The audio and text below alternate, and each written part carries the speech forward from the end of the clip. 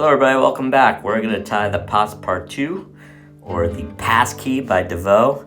And this is part of the Gris Corps Jaune, which is the gray and yellow body. And that's the recipe. And here's a little bit about how Devaux tied the fly. Of his patterns, it was A4, so it's got that nickname. It's fully mill size 12 dry fly hook. Yellow silk, this is YLI. And I've waxed it with cobbler wax. Jean-Paul Pequenot talks about using a little bit of wax in the soil or the dirt of your fingers, giving it character. This is russet color for the tail. Done neck hackle from a Gallo de Leon. And we're gonna start at the head, create a head, work all the way back along the shank of the body. I assume Devaux and these guys tied in hand, hence the talking about soiled fingers. Because I'm using a bobbin holder and a vise, my fingers aren't touching the silk, so that's why I'm using the cobbler's wax to give a little bit of that soiled appearance to the silk. So I've created the head. I'm going to tie in this neck hackle from a Gallo de Leon by the butt end. You only need a couple wraps because the silk is waxed. And then I'm going to wrap back towards the bend of the hook. I'm going to use the entire feather. Jean-Paul Pequenot mentions that Devaux often used 2 hackles. And I assume that, being in France, these were Limousin done hackles. And I don't own any, but based on seeing pictures of them and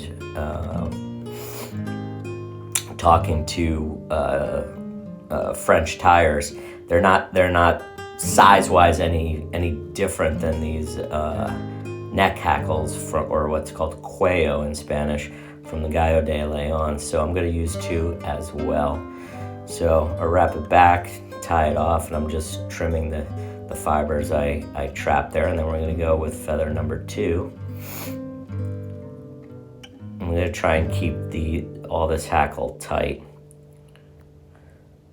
The different famous tires of the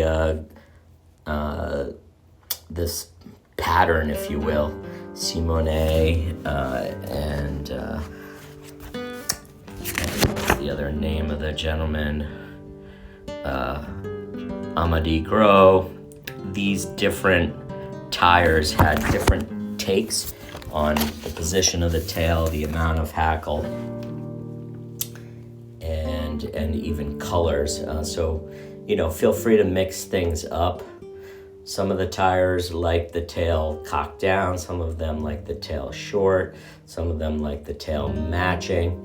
Devaux, which is probably maybe the most famous here in the non-French speaking world for this pattern of fly, used russet color for the tail, and he liked it straight out and long. He liked his hackle here what he called reverse, or like an umbrella, and we'll go through how I do that in a second. So this is a feather from a Kirby hackle that sort of has that russet brown tone. On one side it's sort of reddish brown, on the other side it's I guess like a light tan, and when you mix the fibers together and tie them in, I feel like you sort of get this russet color. So I'm using that, tying in that tail on top, kind of bushy, and then I'm going to do one wrap underneath to kind of splay those fibers out, spread them out, and kind of cock that tail up a little bit so it stays in line with the body of the fly. And the body, of course, is just the yellow silk. So I'm wrapping up towards where the hackle was tied in. The hackle was tied in standard style, and we're going to reverse it just by putting a little bit of thread pressure behind it to move those fibers near the bend of the hook, closest to the bend of the hook, forward. The feather itself is not tied in reverse like a Sakasa Kabari or a applied style dry that is done that way. It's tied in normal, and then we're going to use thread and the whip finish to, there you go, you see I'm sort of wedging those in there. You can see those fibers near the bend, closest to the bend of the hook, cocking forward a little bit. And I think that's really all we're talking about here. We're not talking about like some dramatic cone shape forward. So, and now I'm doing the whip finish, which is gonna put one more little pressure point against those guys to go forward. Of course, the camera cut out on me there. So I'm finishing the whip finish. There was a little bit of a jump there. I'm cutting it off. We'll clean it up. There's a little bit of wax residue there to rub out.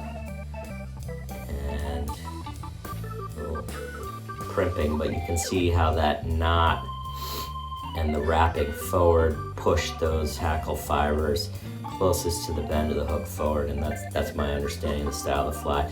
I see a lot of the online videos, someone using like a piece of a tube like this, like I just put on, and then sticking that over to help you wrap without anything in the way close to it. Most of the videos I've seen have led to a tendency of like really wrapping up onto that and making this super dramatic cone, which I don't think is the idea.